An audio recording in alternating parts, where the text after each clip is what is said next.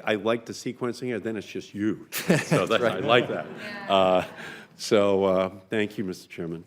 On February 26th of last year, we opened the next chapter in the history of American innovation, and that's because on February 26th, what will always be known as Internet Freedom Day, the FCC stood up for net neutrality and reclassified broadband service under Title II of the Communications Act. It was a major victory for consumers, for our economy, and for democracy, because that day was a day where the FCC stood up for the best ideas, not merely the best funded ideas. And we thank you for being on the right side of history. And so what happened in 2015 then in the United States as the FCC promulgated those net neutrality rules? Well, nearly 68% of all venture capital funds invested in the United States went towards Internet-specific and software companies in 2015. So congratulations, FCC. You know, you created this engine of innovation and capital flow into these new companies, the smart companies, the innovative companies. And it's clear that the FCC got this right. And there's a lot of other places you can put venture capital money, but when 68% of it trailing on with your decision goes towards that sector, then we've got what young people in colleges, graduate schools all across America want to do. They want to continue to innovate, and what you've done is make it a lot easier for them to do so. So what I'd like to do then, Mr. Chairman, if I could, is just ask you a couple of questions. And the first is it unusual for an independent agency to communicate with the White House?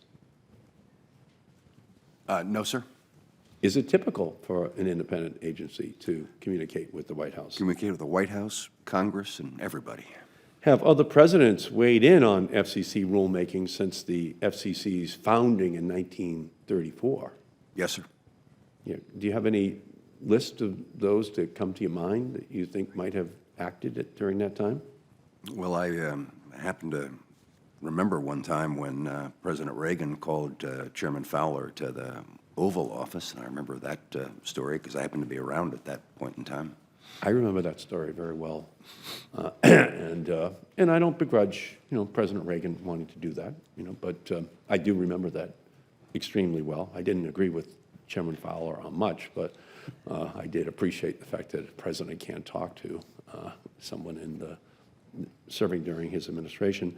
Did the FCC follow the process used by both Democrat and Republican commissions when crafting the open internet order? The process has remained unchanged, Senator. So I want to make clear the FCC has done precisely what Congress intended the commission to do: classify broadband internet access service according to its best understanding of the technology of that day and how consumers use that technology. And I am confident that that is how you are proceeding, and I thank you for that. I thank the Commission for that. I'm also pleased with the recent steps that the FCC has taken to increase consumer privacy protections.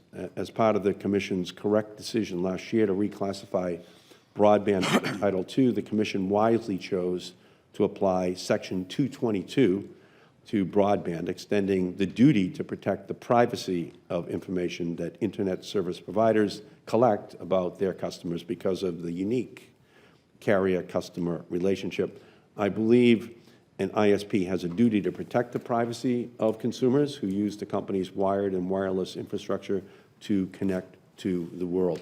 Senators Booker and Blumenthal and I have written to the Commission urging the Commission to initiate a rulemaking to protect the privacy of consumers who use the broadband. And I do believe you should have a comprehensive definition of customer proprietary network information, ensure transparency, require consumer consent if the information is going to be reused so their privacy is protected, and protect consumers' information by requiring ISPs to implement strong data security measures. Can you give us some idea, Mr. Chairman, when you plan on moving forward on rulemaking on broadband privacy? hope it's very soon, and that includes this month. That includes this month. Excellent. And I also sent you with other senators a letter on the proposed acquisition of Time Warner Cable and Bright House Networks by Charter Communications. And my hope would be that the commission would look at it, ensuring that the guiding principles are competition, competition, competition, as you have said repeatedly, Mr. Chairman, and that you ensure that it gets the kind of review that ensures that the proper protections are in place for the competitive marketplace which we need. Thank you, Senator. Thank you, Mr. Chairman.